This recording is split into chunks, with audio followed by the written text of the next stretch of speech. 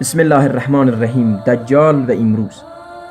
همه مسلمانان درباره دجال چیزهای شنیده اند، ولی تصویری که بیشتر مسلمانان از دجال در ذهن دارند اکثرا غلط بوده و او را یک موجود غیر عادی فکر می کنند. دجال یک انسان بوده که در احادیث او را حضرت محمد صلی الله علیه و سلم طوری تشریح کرده که او یک یهود بوده، قد کوتاه، موهای چنگ چنگ داشته، سخنرانی‌هایش بسیار جذاب بوده و به یک چشم می‌بیند. نظر به حدیث حضرت محمد صلی الله علیه و سلم، تمام پیغمبران مردم را از فتنه دجال آگاه ساخته‌اند.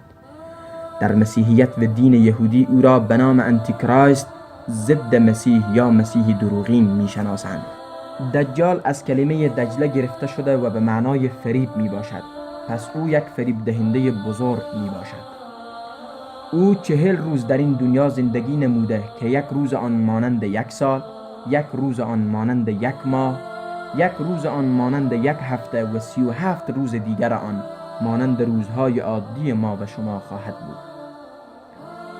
روز و سال در جهان مادی ما تعریف خاص خود را دارد، ولی خداوند جل جلاله برای ما 7 طبقه آسمان را گفته، پس 7 سیستم زمانی نزد خداوند جل جلاله وجود دارد و ما دجال را فقط در 37 روز که در سیستم زمانی ما زندگی می کند دیده می توانیم.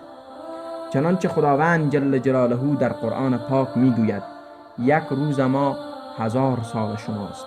علمای اسلام در این 3 روز که در سیستم زمانی ما نیست اختلاف نظر دارند. بعضی می گویند که روز اول مانند سال آن بود که انگلند ابرقدرت دنیا بود، روز دوم حال است که امریکا ابرقدرت دنیاست و روز سوم اسرائیل ابرقدرت دنیا می شود که آمادگی برای آن در حال عمل است. یکی از مسائل عمده دیگر این است که دجال به یک چشم می بیند. هر انسان هم توسط چشم می بیند و هم توسط قلب که بعضی اوقات چشم باطنی یاد می شود. مثلا اگر شما می خواهید که به یکی صدقه بدهید و یک ناشناس می آید و می گوید به این شخص صدقه ندهید چون ضرورتمند نیست، ولی باز هم قلب شما می گوید نه، این شخص ضرورتمند است، پس شما هم به چشمهای فیزیکی خود دیدید و هم به چشم قلبیتان. پس دجال می تواند از نگاه فیزیکی یک چشمه باشد و هم می تواند هر دو چشمش سالم بوده و چشم قلبیش نابینا باشد و حقیقت خداوند را درک نکند.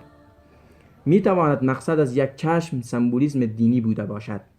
الله جل جلاله بهتر می داند.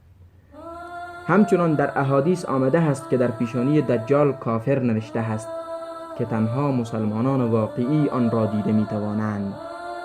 سوال اینجاست که اگر این نوشته به شکل فیزیکی آن باشد، هم مسلمانان هم کافران آن را می بینند، پس بسیار امکان دارد که این نوشته به شکل فیزیکی آن نبوده و مسلمانان باید دنبال نشانه های آن بگردند. در حال حاضر آمادگی ها برای رسیدن دجال به اوج خود رسیده و در هر گوشه و کنار نشانه های او دیده می شود. آیا تا به حال متوجه شده اید که نشانه ها یا لوگوهای یک چشم در 4 اطراف ما چقدر زیاد شده؟ نشانه های مهمی که پیروان دجال برای آمدن دجال استفاده کرده و وفاداری خیش را به وی نشان می دهند، هرم و یک چشم و نور بالای آن است. چشم نشانه یک چشم دجال بوده که می خواهد نشان دهد که همه ما را توسط سیستمی که ایجاد کرده می بیند.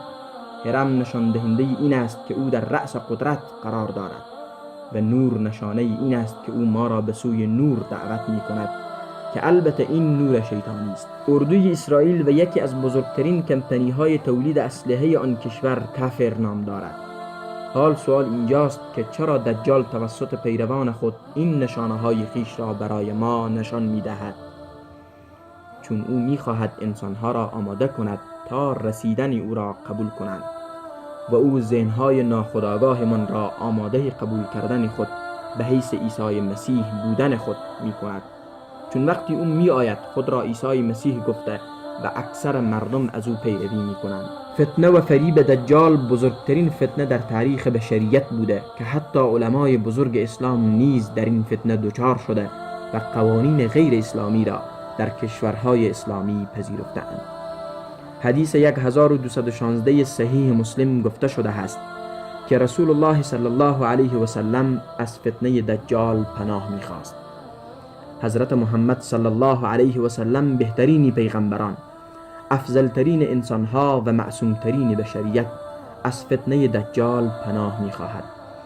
ما که در این عصر فتنه ها زندگی می‌کنیم، آیا گاهی شده است که درباره فتنه های دجال فکر کنیم؟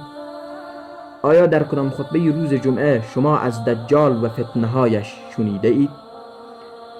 و یا آیا گاهی فکر کرده ایم که ما چقدر در فتنه های دجال سهیم بوده و به سیستم او کمک میکنیم؟ چنانچه رسول الله صلی الله علیه و سلم میفرمایند هیچ فتنه از زمان آدم علیه السلام تا روز قیامت بزرگتر از فتنه دجال نه. این سؤالی است که در ذهن هر انسان خطور میکند که وقتی دجال در سیستم زمانی ما وجود ندارد و ما او را دیده نمیتوانیم، پس هیچ انسانی او را دیده نمیتواند. پس چطور پیروان وی برای تطبیق اجندای وی از او دستور میگیرند؟ که جواب این سؤال در سوره الناس قرآن پاک آمده است. بسم الله الرحمن الرحیم. قل اعوذ برب الناس ملک الناس اله الناس من شر الوسواس الخناس الذي يوسوس في صدور الناس من الجنة والناس. بگو من پناه می جویم به پروردگار آدمیان، پادشاه آدمیان، الله یکتا معبود آدمیان، از شر وسوسه های شیطان، آن شیطانی که وسوسه و اندیشه بد افکند در دل مردمان، چه آن شیطان از جنس جن باشد و یا انسان.